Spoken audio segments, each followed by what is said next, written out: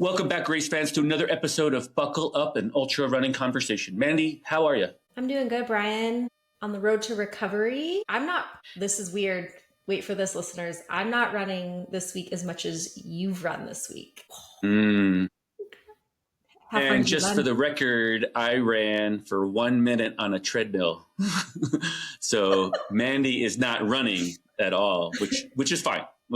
That's where we're at. So yeah, an update for me. Yeah, an update for me is that PT's going really well. I was at an event this weekend, Backyard Ultra, which I'll talk about in a second. But my runner at the midnight hour, was walking to the line and forgot his bottle at the table. Just the slip of the mind, like that happens when you're really tired. And instinctively, I'm just out of a boot. I am still limping around. I have a heel lift in my affected foot, my right foot, because they don't want me to put more stress on the Achilles than needed by having a lower heel. So they want me to have a higher heel in it. So I'm wearing a heel lift in one of my shoes. And instinctively, I'm like, oh, you go to the line and I'll go get your water bottle. So I turn around and I start running to the tent. And I'm like, this feels pretty good, actually. Oh, look at me, I'm running. So I went and got the bottle, gave it to him. It only took about 40 seconds. So it put that seed in my head. I've been, rightfully so, I've been favoring it. I've been babying it. I've been doing all the right things. I've been staying off of it. I've been wearing the boot. I've been wearing the stupid heel lift. I'm doing all the things that they're telling me to do because I am a kind of a bad patient typically with other things. I won't take the whole round of antibiotics. Once I feel better, the antibiotics go in the trash. I won't finish the round, whatever. So I've been trying to do all the right things. So I've been sort of babying, I'm using air quotes, babying this Achilles issue because I just had surgery 7.5 weeks ago. But I haven't really even thought about running. So just a momentary lapse of thinking, I was like, oh, I'll run and get this bottle real quick and come right back to the line. And I was like, here I am running. So it kind of planted this seed. I was at the running store the next day. I'm working, selling shoes, and there was a local race going on. So the store was dead. So I set up my camera on a chair next to the treadmill, put on a nice pair of shoes because it's a running store. And I turned on the treadmill for 1 minute and ran. And it felt pretty dang good. I got a little gimp in my leg still, and I had the heel riser in that shoe still. But it was moving, and it was only for 1 minute. So it was even if it was 1 minute, I was actually really, really pumped to get moving for 1 minute. Yeah, it'll get there. It all takes time. That patience piece is just the hardest for all of us when it's so much of your daily activity and then you take it out. It's but that's kind of interesting. I had the same. I was going to go check the mail yesterday, and I was like, maybe because my mailbox is down a long road, and I thought maybe I'll run to the mailbox and just see how it feels. But I talked myself out of it because it still feels back to how it felt before the race. I can feel it. There's something happening in my quad and my hip. It feels strained and torn. So I was like, I'll just wait a few more minutes, but we'll get there. Yeah, we'll get there. Speaking of getting there, I was at this Backyard Ultra Sky Pilots last person standing in Ouray, Colorado. I want to say there was 77 people at the start. It was kind of a late start. My personal opinion. It was 9 a.m. I was like, oh my gosh, what are we waiting for? But anyway, they started at 9 a.m. on Saturday morning, and I had friends there that were racing. I had an athlete there that was racing. That's who I was specifically crewing. Last minute on Friday, before I drove out there, my older daughter, Anna, who's in that documentary and ran the last 5 miles with me, she's really into ultra, even though she hates running. That's air quotes, she hates running. She's like, oh, you're going to Ouray for a race? I want to go. And I'm like, hey, I'm going to dirtbag it in my truck. I'm not going big, expensive. I'm not going to the pool. It's this every hour format. I don't have a lot of time to go sightseeing or do anything. I got 40 minutes, basically. I got 40 minutes between every hour. I got from 0 to 40 of every hour to go do something. So that's about it. And she's like, cool, I'm in. So my daughter came with me. It was a huge fun relief to share time with my daughter. She was a big help to my runner.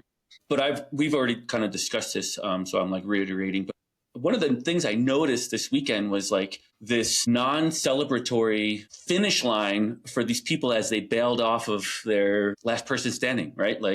The guy next to us was this young guy from Denver, I don't know, 30 something, younger than me, quite a bit younger than me. And he shows up, no crew, no pacers, no nothing, just shows up with a chair and a Tupperware bin, a big Tupperware bin full of food and clothes and a jacket and a headlamp and all the things. And he's like, yeah, I'm good to go. So just checking in on him occasionally while they're all in the aid station. Hey, you good? You need anything? We got him some Skittles. We got him a bunch of water. I mean, nothing too crazy, but just kind of like helping out and being part of the community.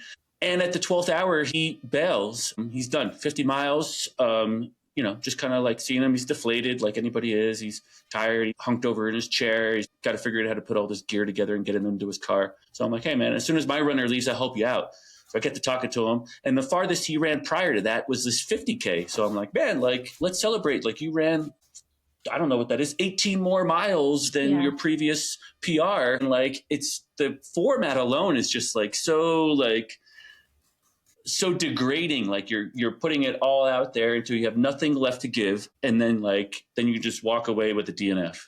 There's no celebrating. Yeah, there's no celebrating in the format. Those new mile markers. Yeah, and so it was just so interesting to be like to witness it like firsthand. Like this guy sitting next to us, and even my runner, he didn't get a PR in distance wise, but inevitably succumbed to like his own mental space and was like, I'm done, I'm out. 2 a.m, and we packed it up and got him some sleep and moved on with our lives, But it was just kind of interesting to see, like, in that format, like how much is not celebrated. And it kind of like correlates to like your experience a few weeks ago now at this point of like this new distance achievement of 150 miles at the Coconut 250. That's a new personal distance PR for you over the 100-mile distance that you've done before. But it's still kind of like stings a little bit, right? It was only 150 of the 250, right? Yeah, we talk about it offline with our next guest, Josh. You guys won't hear the conversation we had, but to sum it up, he made a comment of like Mandy's experience at Cocodona kind of scared me for the 200, and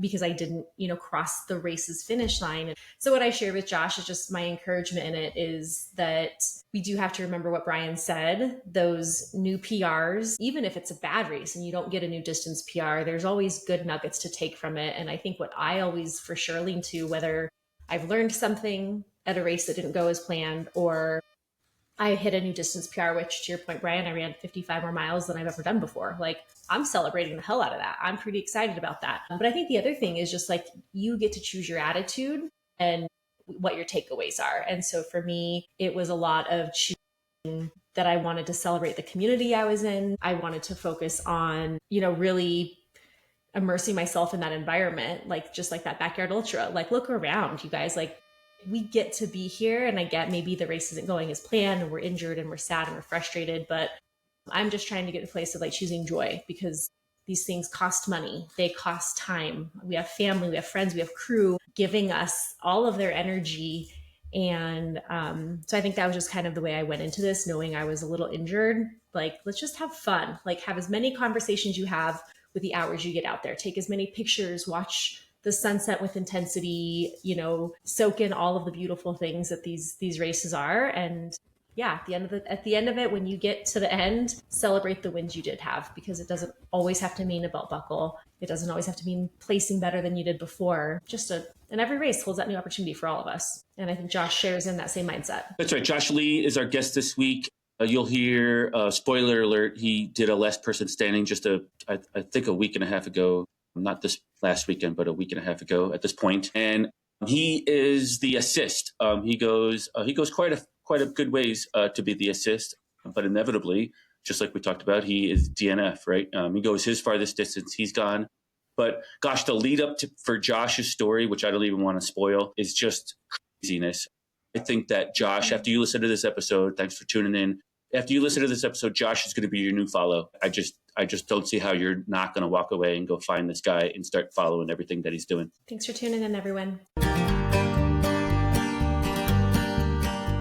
Miles of dust beneath your feet, another sunrise you will meet. Pushing past the weary climb, leaving doubts and fears behind. Hear the trail call out your name, ignite that inner hopeful flame. For the journey and the view, and that shiny buckle too. Buckle up, let's start the show.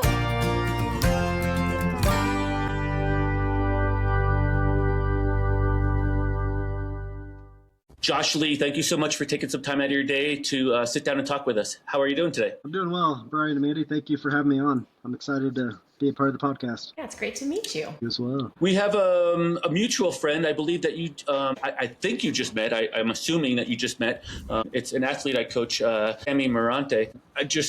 She told me a little bit about your story, and it was so intriguing. I dove down this rabbit hole and then just directly reached out to you. I was like, let's get this guy on the show. Let's tell this story. I want to hear it. So I'm really excited. Yeah, I got to meet Tammy a week and a half ago at my first backyard ultra, and we spent over 24 hours together getting to know each other, and it was exciting times.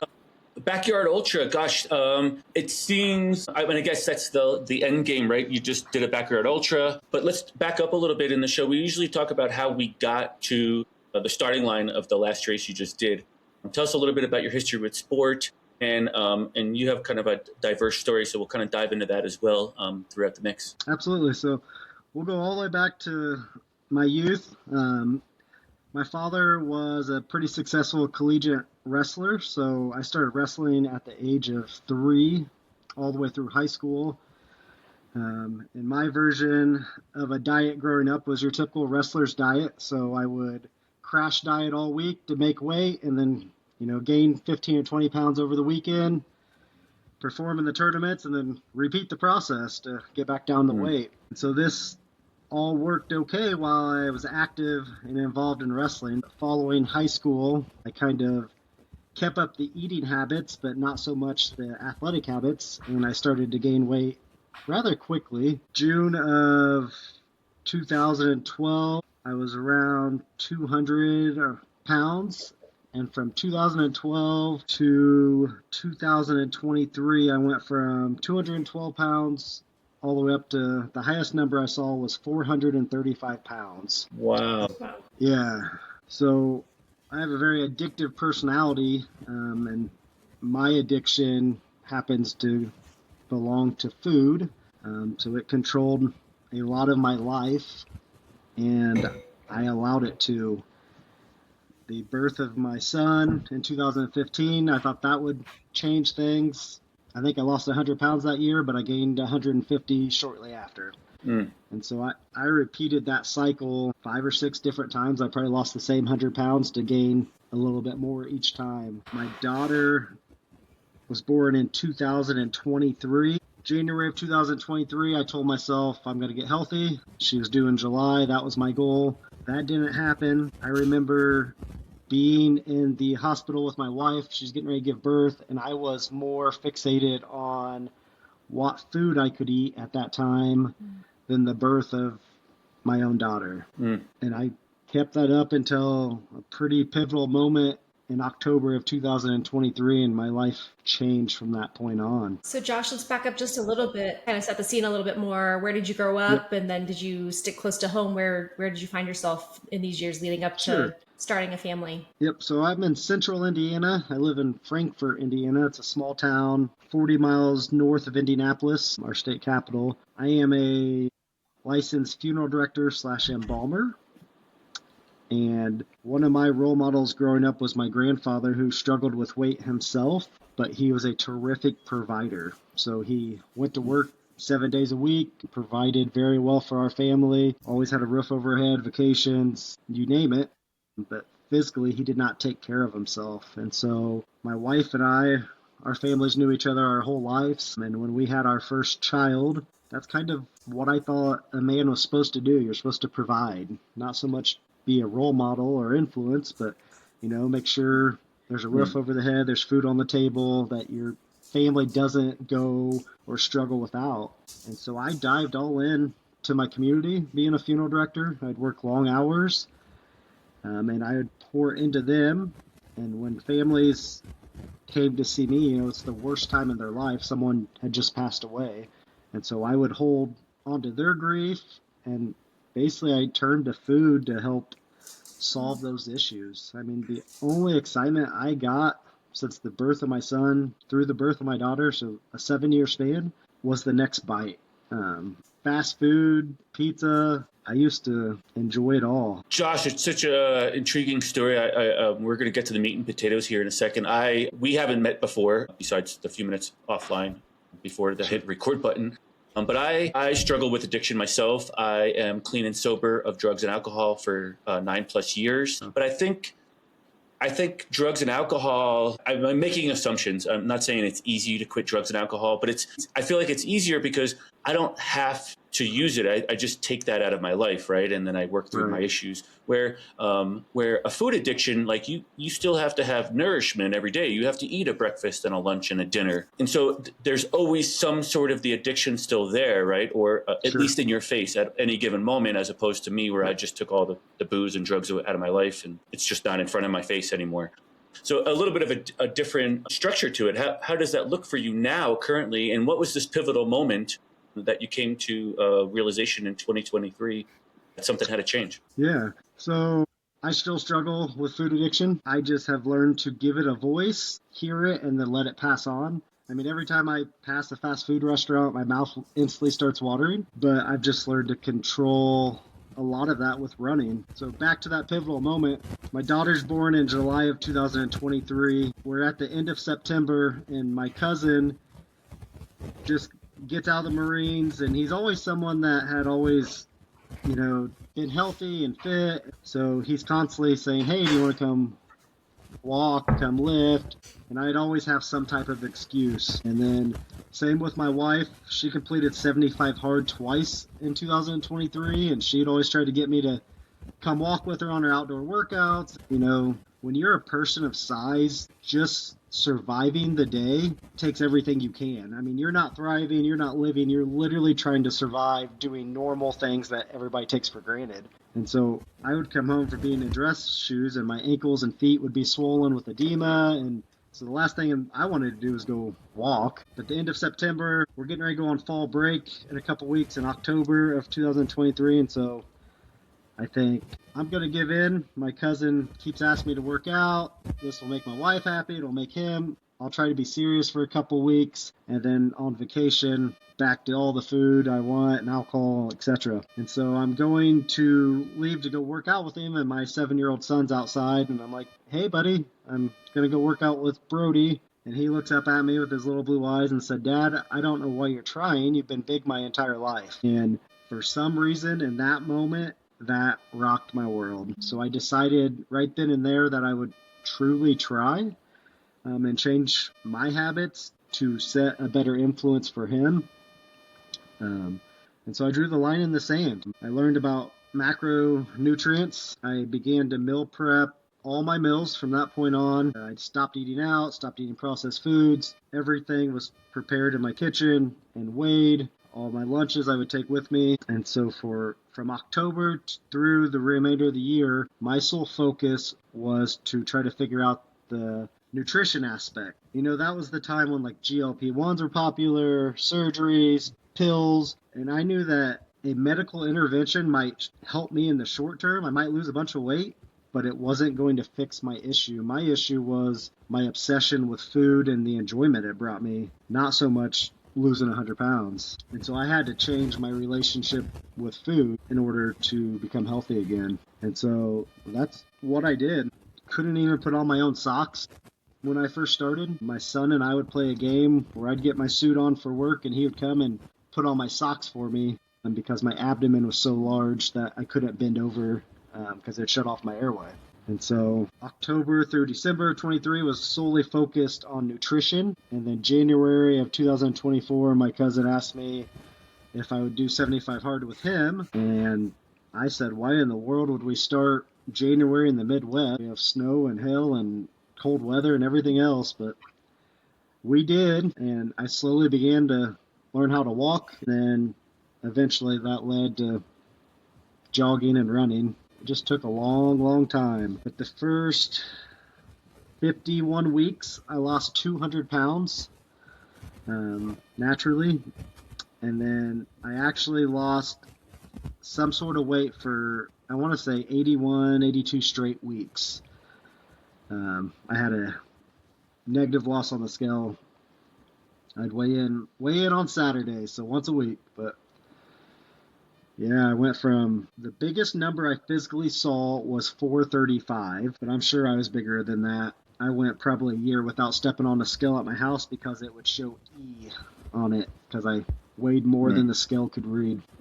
Wow, Josh. So a couple months worth of just sounds like truly just hard work, movement, cleaning up your diet and that was going to be my question, but was there any medical intervention? What did your health professionals think about you tackling this in a natural way? I'm just kind of curious because I think so many people tackle weight loss in such different ways these days. And I think your story is probably of the minority these days, with medical intervention being so readily available. So I just kind of want to hear how your family accepted that part of your journey, your doctor. Sure. So I had too much pride to go to the doctor because I didn't want to get told I had type 2 diabetes. So I didn't go to the doctor. I'd go to urgent care if I had some kind of acute illness, but luckily I never had anything major for primary care to see me.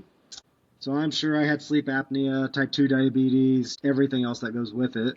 My family, on the other hand, was super supportive. My wife would make 2 dinners. So she would help me cook my dinners, and then she'd make a dinner for the kids as well. And it would slowly rub off on them as well. Like, my kids' snacks changed from chips all the time to they'd start eating fruits and veggies with me some. And it was interesting just to see that they were always watching what I did. So I didn't have to tell them, an apple's better than potato chips, that they just made that switch on their own. So that was cool to watch behind the scenes when I look back on it now. Yeah, that's awesome. Josh, you got moving. Just for the listeners, 75 hard is 75. I'm making some generalizations here. Correct me if I'm wrong, but I think 75 hard is 75 days of 3 workouts a day.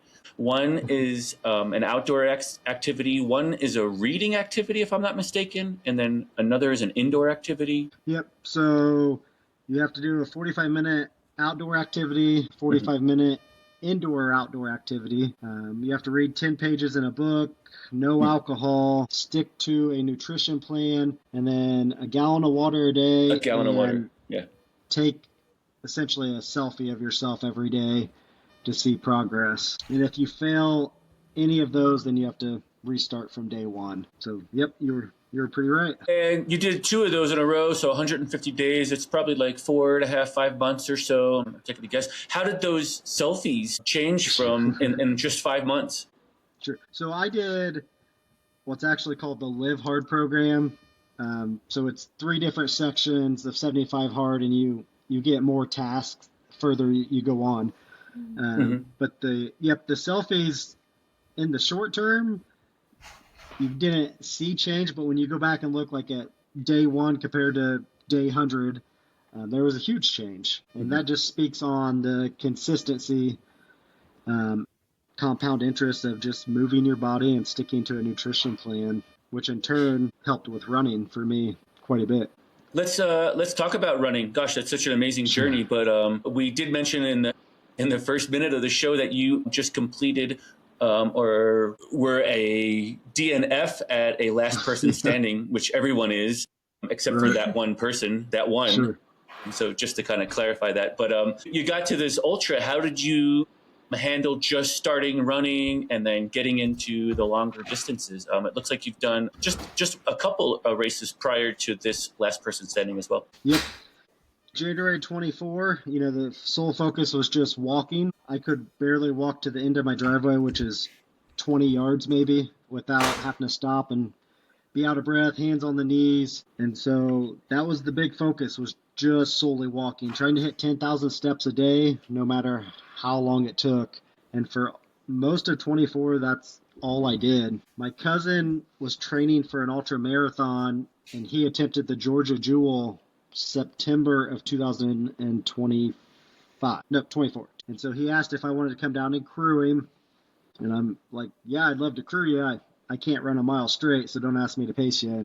I saw him come into mile 15. It was a 100-degree day, record-setting heat, and he was just tore up, back issues. And he willed himself to mile 50 just so I could walk one lap with him, which ended up being 7 miles is what we walked at 2 a.m. And all I could think about is, I've lost 200 pounds by this point. I still can't run, but I'm walking a lot. And if I was in his shoes, as broken as he was, would I revert back to the 400-pound myself and give up? Or would I find a way to keep pushing and somehow work through that pain? So that kind of put this seed in my mind after that race. Come December 24, I'm trying to think, what do I want to do for my 2-year transformation anniversary, which would have been October of 2025. I thought it needs to be something that scares me. So at this point, I still can't run more than about a mile, and 100 miles always scared me. It's far enough out there that it's out of reach, but something you could train for. So I signed up for the Hennepin 100 that took place October 2025, which would have been my 2-year anniversary of my journey to the date. So January of 25, I still can't even run a 5K, but I start putting together some type of plan that I just kind of made up through podcasts and books and research online. And 6 days a week, I was walking to intervaling to eventually running, consistently showing up. And I went from not being able to run a 5K January of 2025 to completing the Hennepin 100 in October of 25 in like 21 hours, 53 minutes or something. But that just shows you the aspect of consistency and compound interest, that as long as you show up every day, eventually you're going to be able to move mountains. And I just kept showing up. I love the simplicity of the story, Josh. It's just like, just get out there, do the work, make the choices, the proper choices, make healthy decisions, and show up for yourself, right? I mean, like, that's pretty much the bottom line of this whole story. It's not about cheat codes or just rushing to having somebody fix your issue for you. I'm using air quotes. Right. Fix your issue for you and do medical interventions. Sometimes those are needed, but also there's something to be said for the hard work, just putting in the hard work and showing up for yourself and your family, right? Well, and I think that's the beauty of running. I mean, you get out of it what you put in. There's really no way to hack your way to becoming a good runner. So you got to continue to put in the work, and it's you versus you. And that really resonates with me in this day and age of everybody's looking for a hack or a cheat code or a way to make things easier.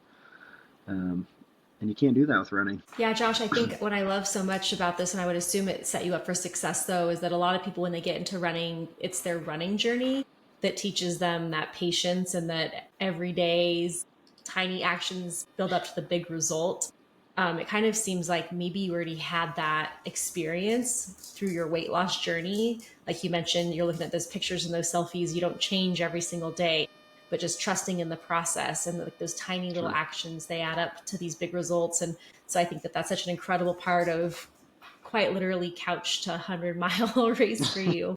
It seems like if you had that ingrained in you, like you already went into it and you're like, I know this isn't going to be fast and it's not going to be perfect, but it's just literally one day at a time, and just showing up for your best self. And I'm sure it was also planning for downfalls and for pivots along the way, days where maybe it wasn't going great, or easing back into old temptations or habits. Yeah, that's exactly right. And I think a blessing now that I look back on my journey, I've only dealt with one minor injury, and that's it. But, I was at 435 pounds, I was so big I couldn't run. So I was forced to slow down and begin slow. And I think that just allowed my body and tendons and ligaments and everything to be able to adapt over time. So when you think that I went in 1 year from not running a mile to running 100 miles, it sounds insane, but really it was much longer than that. I was just walking before. So I think it was interesting how that all worked out now when I look back on it. Josh, you started out slow, but I do want to point out what might not be so obvious in Hennepin 100 itself is that, you finished in sub 22 hours, something like 21:51 or something along those lines. Mm-hmm. It was actually good for 38th place out of 200 finishers that year. So, we're talking top 15%. So, you might have started out slow, but I could tell you I've ran quite a few hundreds and 200s, and I have not gone under 22 hours. So, like, you got some wheels on you, man. It's flat, though. Keep that in mind. Thanks, though. No, but that's like really impressive. Like, it's incredibly impressive. Like, you've lost more than another human on your own back, right? I mean, like 250 pounds down. What are you down now currently from the process in October of 23? I think that was. 25. Do you think 25? Yep. I mean, that alone is a big human. Getting that off your back. Yeah, that's amazing. Yes, and it's a lot to think about sometimes. It's just hard. I think about the Hennepin 100, for instance. At mile 50, I would have told you in that moment I was in the worst pain I had ever been in my life. And if my wife would have gave me a reason to quit, I would have. If she would have told me it's okay, but luckily she told me to get up, and how much sacrifice I'd put in from the family. But at the finish of the race, your mind first tried to get me to stop, and then it realized that, okay, you're not going to stop, so we're just going to keep going. But as soon as I crossed that line, all the physical pain just came, and it was overwhelming. I was emotional, thinking about the journey and everything. But, the next day, so 12 to 14 hours later, I got up and ran 4 miles. And so in that moment, I realized your mind tries to make you stop because it tries to protect you, but physically you just have so much more to give. And so that's what intrigues me about the backyard ultra scene, is that I'm trying to dig deeper into that darkness the mind puts on you now, and seeing how much I can push or how far the physical limits of the human body are. That's very intriguing to me now, because running's physical, but it's so much mental too. Mm-hmm. Yeah, for sure. So that backyard, you did over 100 miles. Is that correct? Tell us about what that experience was. Yeah. So my work, being a field director, I'm on call every other weekend. And so my schedule opened up about a month before the race, and I was always intrigued by them. So it was about 40 miles from my house, so I just threw my name in the bucket and thought, let's give it a shot. No clue what I was getting into. The backyard ultra scene was so much harder than I thought. The constant start-stop thing every hour wears on you mentally. But it was interesting. I've never trained walking before, and I learned that's something I need to work on if I want to continue in the backyard scene, because when I hit hour 20, I started feeling really good when I was running, but when I tried to walk, like I was cramping, my body was throbbing, it was awful. So I just started running as much as possible, and which was great, except I was finishing each lap like in 44 minutes. And so I'd come in and get lots of rest, but then I'd get cold and try to restart again the next hour, and, suffer that first mile until you loosen up. And I'm very intrigued by the backyard ultra scene, needless to say. It was everything I could have wanted, and then the mental aspect definitely got me to those dark moments. And I did good as long as I was focusing on each lap for itself, so just that hour. But on hour 26, I began to, look at the other guy that was left, and started talking negative to myself and thinking how fresh he looked, and this could go on for hours, and I don't know how many miles I have left. And as soon as I opened that door mentally, I went downhill. It was a game over. So it's a lot for life. Being mindful and staying present in the moment, I think, speaks volumes for people that are able to do that. And so it's something I really need to work on. Josh, so you were the assist, if I'm correct then? Yeah, you were the runner up, the last loser, the first loser. The last loser, yeah. The last loser. Something, I don't know. Gosh, that sounds even worse than the first loser, I guess. I don't know. But the assist, my gosh. Right. Yeah, there's just 2 of you left, right? And it's so intriguing to me. I was just this past weekend, I was at the Ouray, in the city of Ouray. I was at the Sky Pilots Backyard Ultra, crewing an athlete, a 20-year-old young man from Durango. And it's so intriguing to me. So, like, I think of your Hennepin, like, where you can relate to this. Like, I think of your Hennepin finish, and you're excited to come across the line, and you're pumping your hands in the air. I'm assuming all these things, but you're excited, right, that you hit the mark, you hit the goal. But I really saw in this Backyard Ultra format, like, I was there for the whole entirety of my athletes, 20 hours or 17 hours or whatever it was. But where I'm going with it is that, like, it wasn't as celebrated. Like, even the guy next to us, he had only done a 50K prior. He did 50 miles. He did 12 hours. And he, like, walked out of there dragging himself out of there, like, his tail between his legs. Like, there wasn't, like, a real celebration. There was no finish line celebration, pumping his fist or running in the last mile really fast. Right. I mean, it's kind of like this just downhill fall until you can't take it anymore and then you're out, right? And so like that, there's such a mental game to it, as different than 100 miles at Hennepin, where you have that end game. 100 miles is the mark. At mile 95, you can rally yourself out of the aid station. You can run into the finish line. Holding hands with the kids or whatever it is. All the things, right? It's just such a different format. How did you find yourself? Well, you said you struggled at the end with the mind games, but how did you get all the way to the 100-mile mark, or the 24-hour mark, with the head game itself? Sure. So I knew that my goal was to kind of break it up in 12-hour sections. And so the first 12 hours, I kept telling myself, just be slow and almost to the point where you're bored. Talk to the people around you, but don't push the effort. Just, kind of go through the motions. And my goal is to come in around 52 minutes or so. And I was just guessing. I had no idea doing. And so I made it the first 12 hours, I kind of stayed around Tammy, to be honest, because I knew she had done a few. And that's the 50-mile mark. And now you're hitting nighttime. And so that kind of, gets you excited, being able to see the sunset, the stars. You're out in the middle of this wide open field. I mean, it's beautiful out. But then you get in the early hours on that second 12 hours, and so 2, 3, 4 a.m., and that's kind of a grind. But I just still kept telling myself, 1 hour at a time, be patient, and that all worked until that hour 20. I was dealing with some dehydration issues through the evening. I finally got that rectified, and I think that's when I really started feeling good, was that 20-hour mark.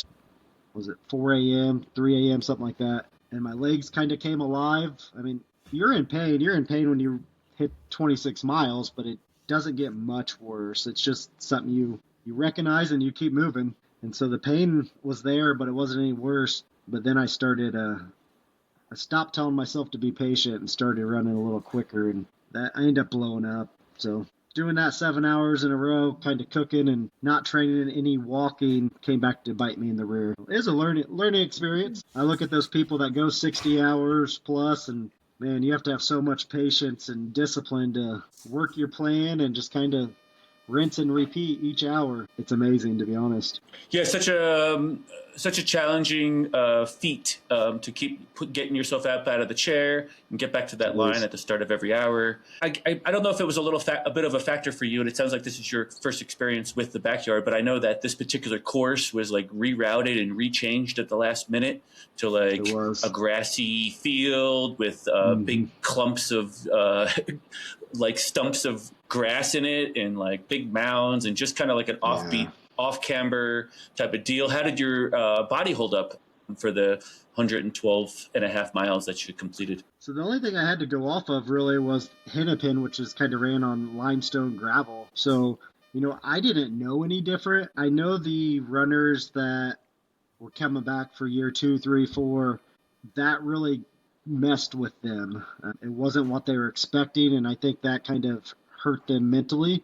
So I didn't have any of that because I didn't know what to expect. I didn't enjoy running in a cornfield and running on corn stalks. I mean, it was frustrating, but it was just one of those things that it wasn't going to change, so I could speak life into it or just let it be. So, I didn't know what to expect. It just was what it was, and I kept turning the legs over. So I'll be curious when I do another one to be able to compare at that point. I'm just so new to all this that, yeah. Yeah, each course is like you said, you take away some lessons, and we talked about this recently, like hopefully you've already done this, write down those lessons learned, or I would have done this differently. And then you prepare, and then you go to your next race and you're like, oh, that was a totally different experience. And so I think it's just it's a fun little game we play. We try to like learn lessons to take it the next time. And then I think still just having that, like you said, just that open mindset of you don't know how it's going to go. You don't know what the course is actually going to be like. How are the elements going to change everything? But cool that you quickly dabbled into such a new format that I think take people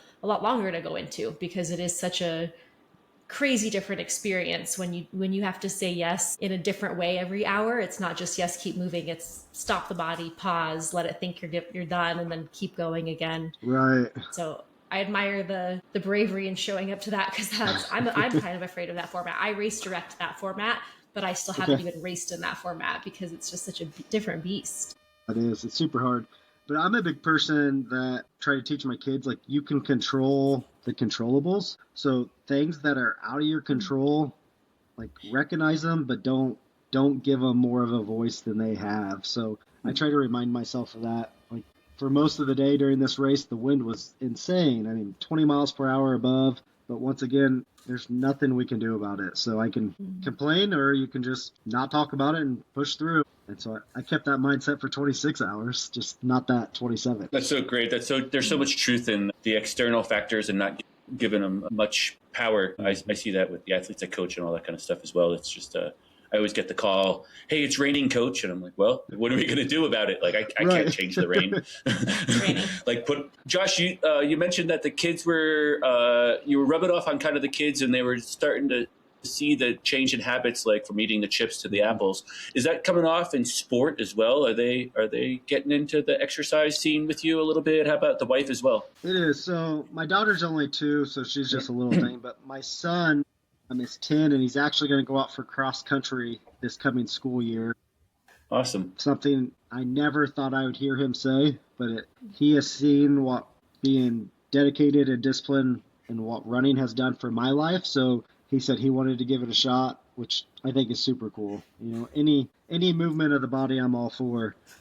And then my wife, she's a go-getter, so she kind of gets hot and cold. She'll get active, like doing the 75 hard multiple times a year, and then she'll take a break.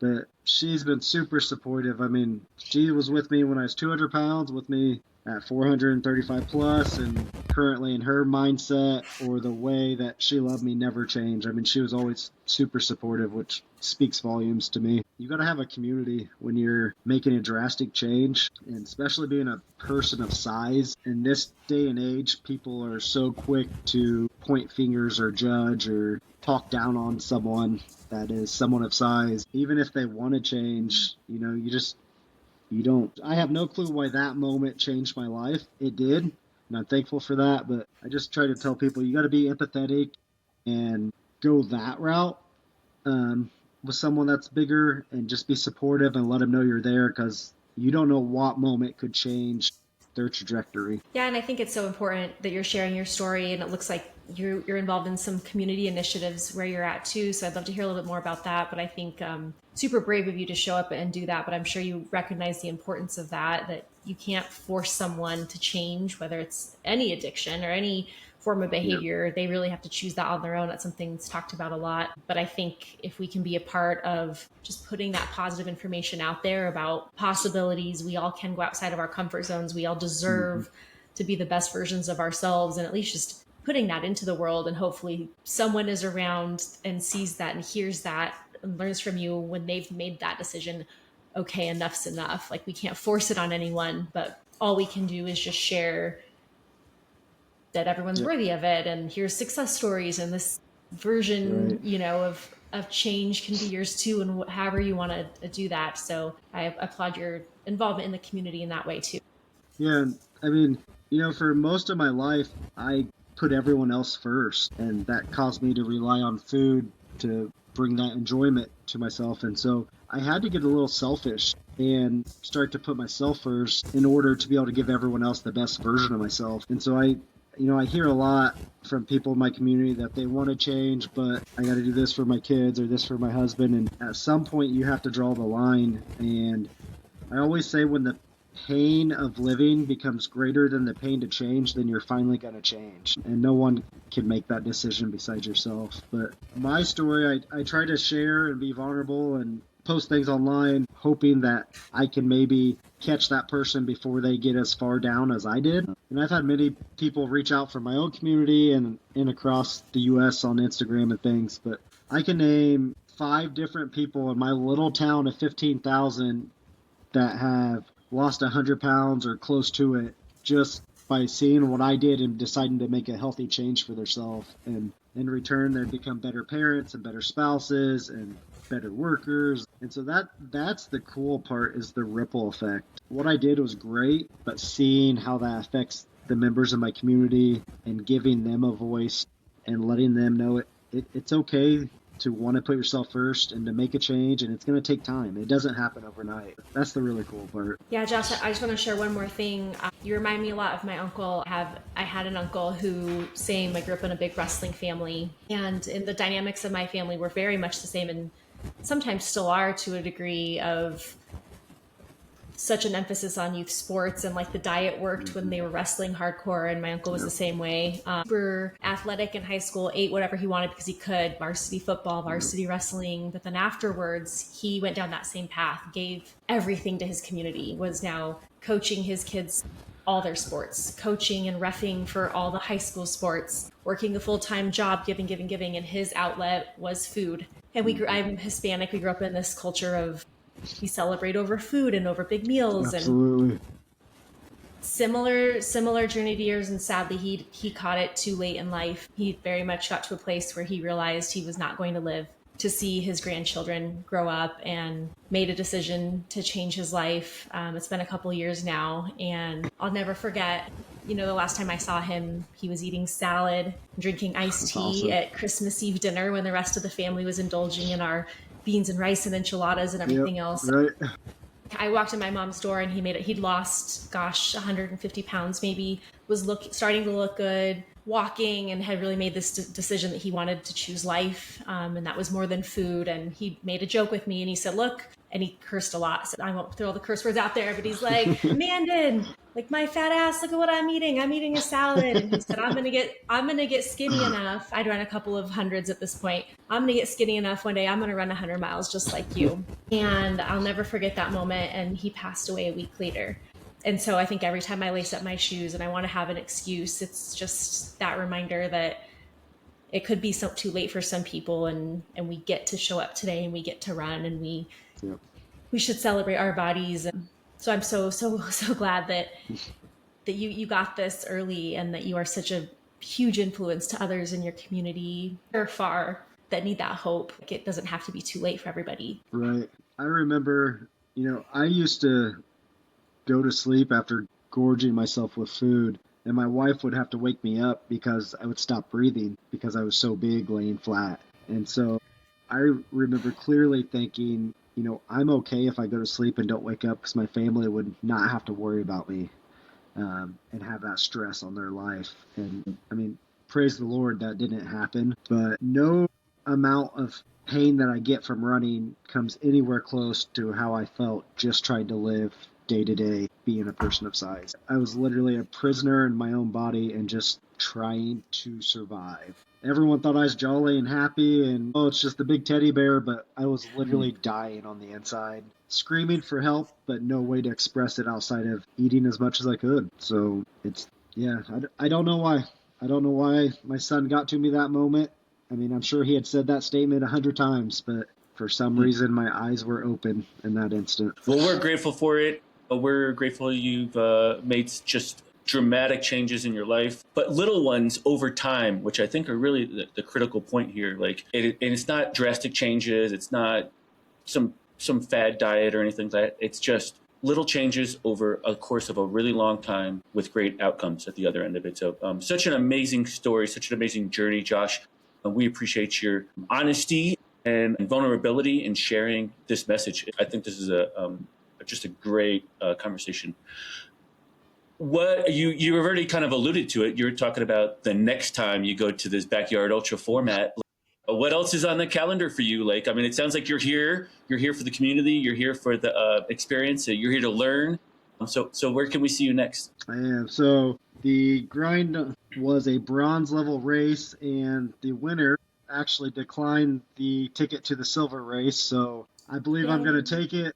So Ode to Laz is July 18th. So I'm going to go to Holly, Michigan, and see what I learned from the first round and what 2 months of training can do, and throw my hat back in the ring and see what we can do. And then October for my 3-year anniversary of my transformation, October 4th, I think, so a couple days before my actual 3 years.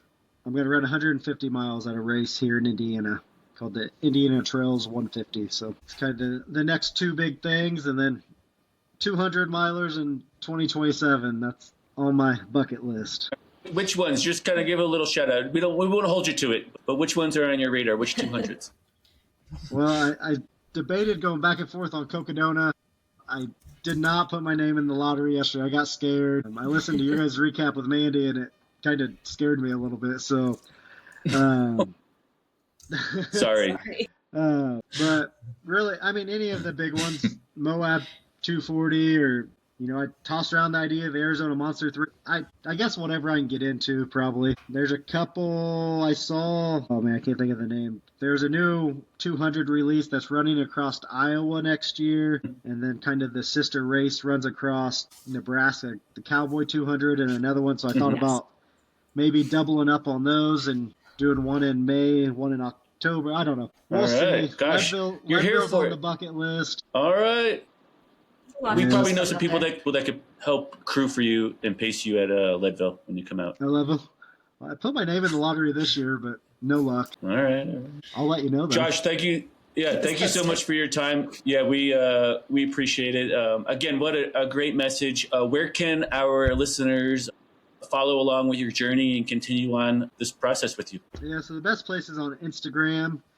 And my name is Lee Mortuary, so my last name Lee, and then Mortuary, and that links with my Facebook. Those are the kind of two big places. Thanks again, Josh, for your time. What an amazing story. I'm so excited to share it, and we'll definitely be in touch and keep tabs on you for sure. So I appreciate you guys' opportunity to let me be on, and it's been fun. Thanks. Yeah, thanks, Josh.